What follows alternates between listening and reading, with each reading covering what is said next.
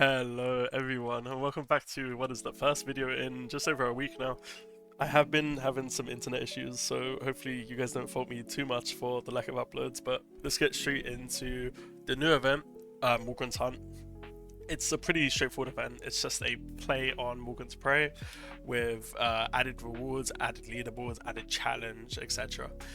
First and foremost, let's just get into the rewards straight away. We'll start with the rank rewards.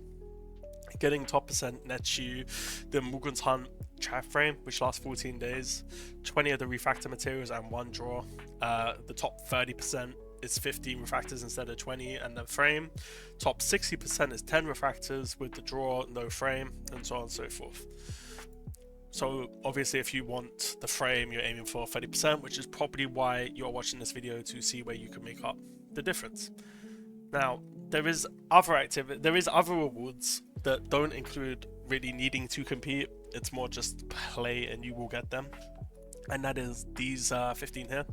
You will get access to 10 of these chests, which will give you a guaranteed mythic weapon, some random weapon engrams, and then some other misc items that aren't really important to us.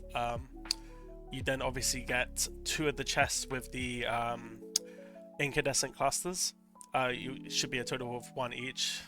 When you click on it, it does say 2, but this is just going to be 2 total for the event. You get 2 Mobius clusters for the event, and then you get a guaranteed exotic weapon out of these 16.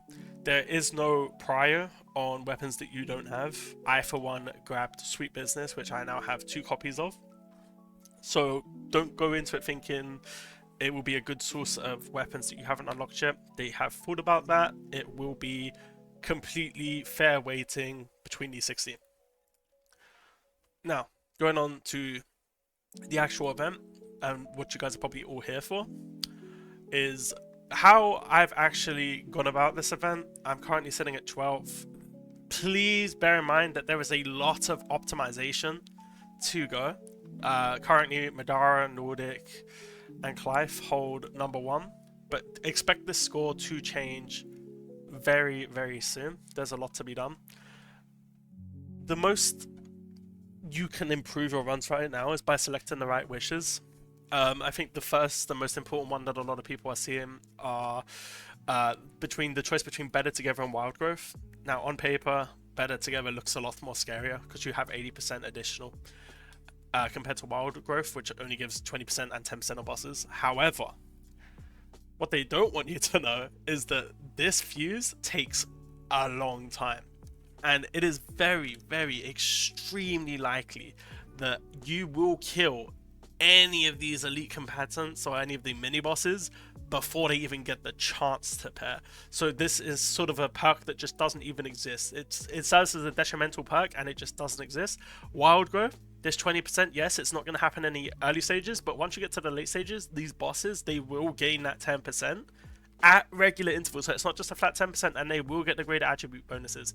We tried one run with this and it hurt. Moving on to the next section. Oh, if it wasn't clear, Better Together is definitely the better wish for this side. 100%. Moving on, we're going to look next at the choice between Mega Impact and Shackled Steps. With this one, we've decided that Mega Impact is the better option to go with. They just deal less damage overall. Their attacks have a larger impact, which basically just means, hey, you're getting knocked back further and whatnot, but it's very rare that it's going to impact you the way that it shows in this video here. It doesn't knock you back this far. Especially if you're holding W key the entire time, it's like you barely move. Negligible. And then compared to Shackled Steps, this is a lot more annoying if you're doing any of the mechanics where it's like you need to move fast. Like, our goal here is to go from one side to another, not get hung down by enemies that are dying. It's just not worth it for us. This is just so much easier to deal with. Next up is between Quantum Entanglement and Broken Armor. This one, we decided on Broken Armor. It's just a 30% more damage flat boost on all of the ads.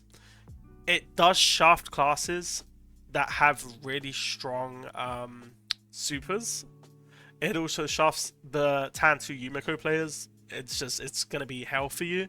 But the alternative is 5x damage resistance. Okay, and as you can tell, We just saw 2k odd damage on Wolf in their own video here with the exact same weapon on broken armor, 30% more damage.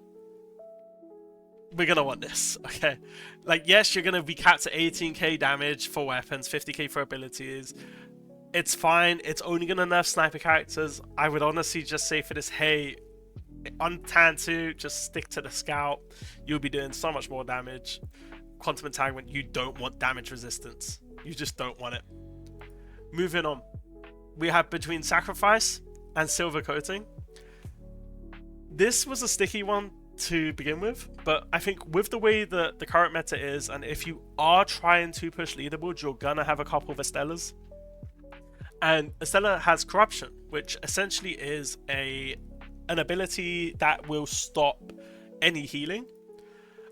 Especially ones that are affected by sacrifice, like they don't really get this buff, and it's not even that strong of a hill anyway. We let it tick and we could just shoot through it. It's not that strong of a hill compared to 10 stacks of shield with a 3% damage resistance, which stops 10 stacks of or 10 instances of damage. So yeah, okay, it gets down to 3% on the last, but like if you got any big shots, like any abilities for example, it will stop. And the shields get broken by dealing headshots. 2 for headshots, 1 for normal body shots. It's just a pain in the ass to deal with. Sacrifice is just better. It's another ability that doesn't even do much. Last but not least, core conduction versus bullet combustion. We had a bit of a debate with this one amongst ourselves. These tooltips are wrong. For example, in the actual runs, it's not 5%, it's 3%, and I will get to why it's 3%, because yes, this is right, but when we complete side quests in the run, so we'll get special side objectives within the run to complete. They can range from killing things with signature abilities to like just a range of different items, and you just sort of do it and you get you get the rewards, and then you also get to upgrade these abilities so that overall you are getting more points per kill. I believe it's 50% compared to 20% if you do the objective. Obviously it makes these more difficult, but on the flip side, you are doing a lot more points, and that's how you get up on a leaderboard. You are not going to get up on a leaderboard if you're taking a 20% option. You need 50, 50, 90, which will be always the middle one, which will be either quantum entanglement or broken armor. Oh, sorry, I'm not sure if it's actually scripted, but every time I've run it, really, I've got quantum entanglement, broken armor to be the middle ones.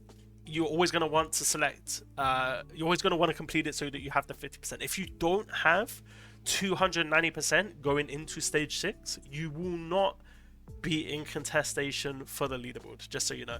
But for us, we decided that we were running 2 Estellas and a Gwyn. I think most comps will be running 2 Estellas and either a 3rd Estella, a Gwyn, or a Ning. If you're running another Estella or a Ning, this becomes a lot more easier because you will be taking these 80 on 50%. You will be doing these 80 hits really, really, really quick. And this 3% is the damage it's going to do to the boss as well. So you're just stacking damage upon damage upon damage, and that's like with breath from the summons too. It stacks up really quick. Compared to this one, where it's they gain 15% damage resistance, we also gain 30, but we're not taking damage anyway, if that makes sense. Like, at the end of the day, when we are actually doing these, and we did select bullet combustion, we weren't getting any of the damage from this. Like, this 5% or 3% will still affect you. Like, as a light bearer, you are affected by this wave too, so you don't want to be in this circle. You see the big circle in the thing, you don't want to be in that circle because it will just hurt you. I guess the next thing to talk about here is comps, and I will upload a gameplay video of our actual speedrun when I do record it. It should be somewhat soon, but you'll see the similarity here between all of the top teams. There is always going to be 2 Estellas, and a lot of them have 3. It's just so much easier to do with those Estellas. And like, it is honestly just the difference between what is eventually gonna be the top 100 versus the top 1,000. Like it's crazy that this is the meta that the game's in currently. I mean, I expected it. It's a gacha. The new characters are always gonna power creep the old, but yeah, I would say it's very impossible to rank as it stands within top 50 without at least 2 Estelas. I mean, this is like an exception, but like this is tuning phase. The reasoning for this, there is reasoning. Estella has a lot to actually deal with a lot of the enemies that we end up facing. Like a lot of them are fallen, and the main bosses of the fallen have the ogres. They have the health regen, and it's just a pain in the ass to deal with without stopping that. Like, and Wolf just doesn't have the damage trade-off that Estella does. And then we obviously have the Vex, right? Which, you know, the super big bosses of the Vex, they don't have like super easy hit points when everything's going on. So just throwing out double Estella ult and then Corruption and Malignance onto the one you want to prio down is just a lot of damage. But no, yeah. Hopefully this video was helpful. Hopefully it does give a bit of an explanation of what you should be going with. Obviously it's really hard in a pug to sort of, you know, go over these things. But, you know, usually you pick an option on the selection and other people will follow. I will be uploading a leaderboard run video somewhat soon, so do look out for that. And I hope this video was informative. Thank you for watching, and please like and subscribe if you enjoyed.